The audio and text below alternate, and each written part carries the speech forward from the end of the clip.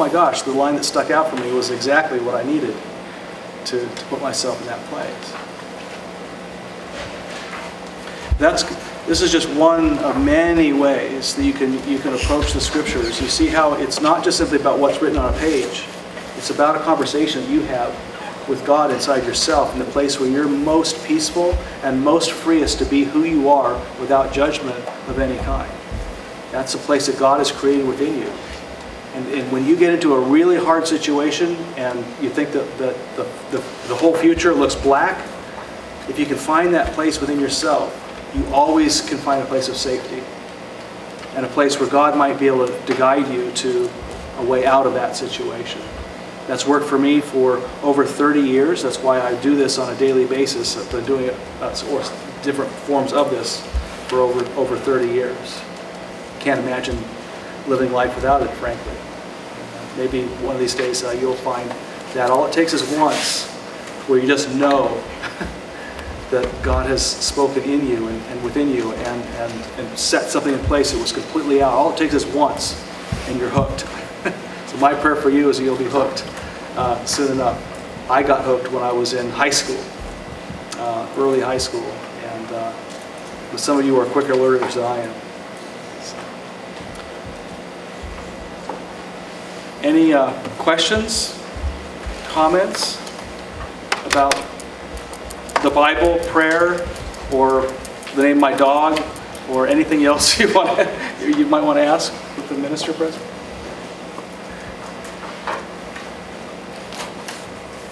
Yeah. What's the name of your dog?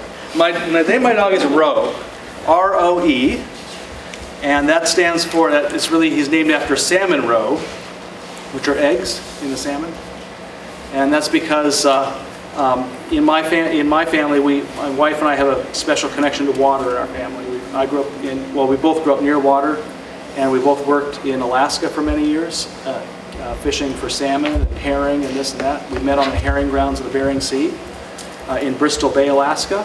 So all of our kids have water references in their names, like Ariana, her middle name is Bristol, after Bristol Bay where we met. Marin literally means, our second daughter, means of the sea. And then we had a Doberman named Kita, which is the name that the Eskimos give to a certain kind of salmon that doesn't taste very good, so they feed it to their dogs. It's called a dog salmon, or Kita salmon.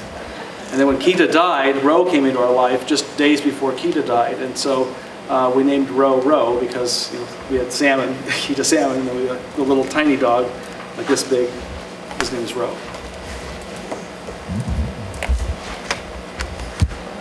Yeah. Do you remember being in confirmation? Oh, yes. Were you so ministerial then, or were you? Oh, no. I don't know if I'm ministerial now. Well, no, but did you know that you wanted to be a minister? No, I never, ever dreamed of being a minister until, in fact, I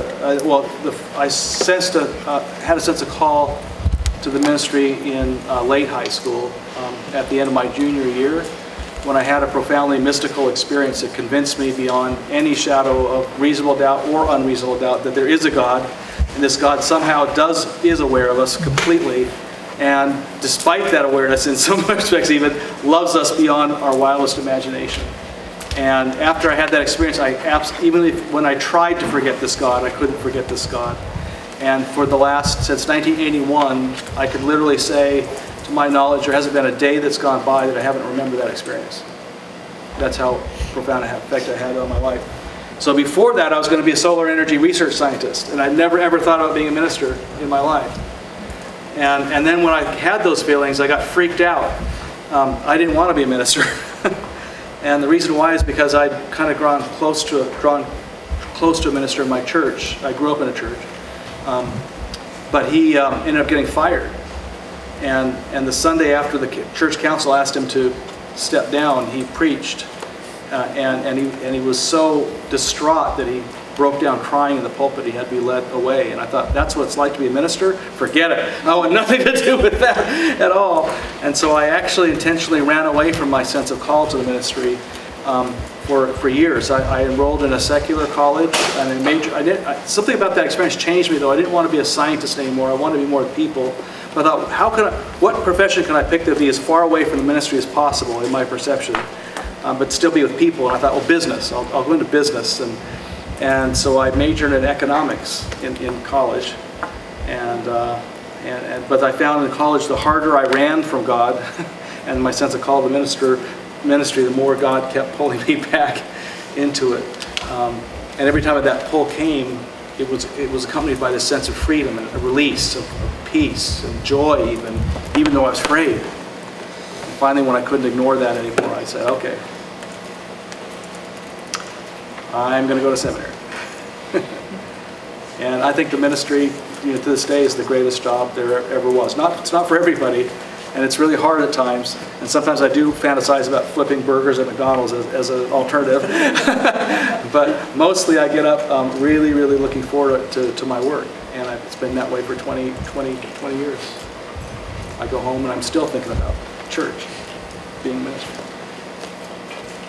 And that's the case with anybody. Your calling in life, whatever you may be, is just as sacred as any calling to be a minister. It's whatever it is that lights you up, that just fills you with passion, that where even if you went to work, when you came home, you'd still be interested in it. It's that kind of thing. That's a calling. That's a sign of a calling. We always have to test those things. But those are signs that, ever since biblical times, they used those signs to determine where God was calling them. And the beautiful thing, it's not like God says, hey, you need to be a nun or something like this, or you need to be somebody who you don't want to be because that's what God wants you to be. So now you need to set aside what you want to be and be what God wants you to be. What God wants you to be is you. And so the object is to figure out, what is it that God has put inside you, all those interests, those desires. God's already put them inside you. You just have to discover those things. And they're most who you are. What lights you up? What just makes you alive? That's what God wants you to be. And when you find that and act on it, you're acting on a calling that's just as high as any minister, any prophet, any priest. That's your ministry.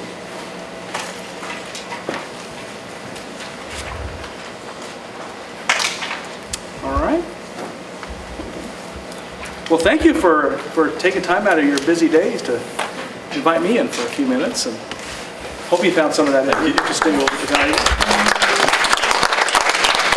So I don't know if you noticed on this page, but take a moment to just kind of write some thoughts about maybe what you learned about Affirmation 2, and write some thoughts about your meditation experience, whether you had one or not. Maybe you're like, hey, I wasn't into it, or I was too distracted by the refrigerator, it was really loud, or whatever. Just write some thoughts about the meditation there. That's a meditation, an ancient spiritual discipline. It's not something wacky. We're not asking you to empty your mind and become somebody else. It's really just seeking out God. So.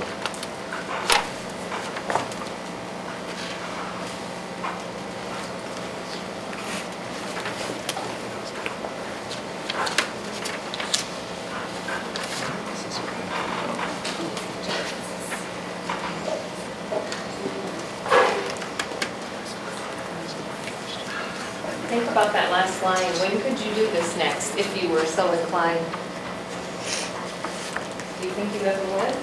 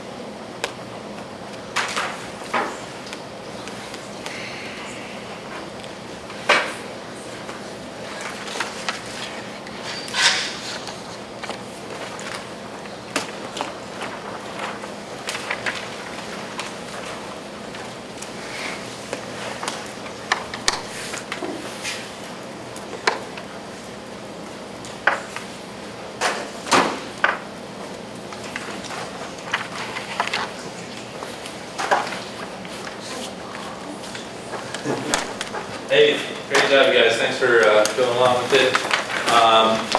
Think about that top question, how would you, and maybe we'll do this we'll do it next time. So you can put your papers in your notebook and put the notebook back in the folder thing there. Actually, Katrina, can you take those folders out of there so we don't get them confused? And good job. Yeah, thanks. See you next week. Not tonight. I was thinking about that though.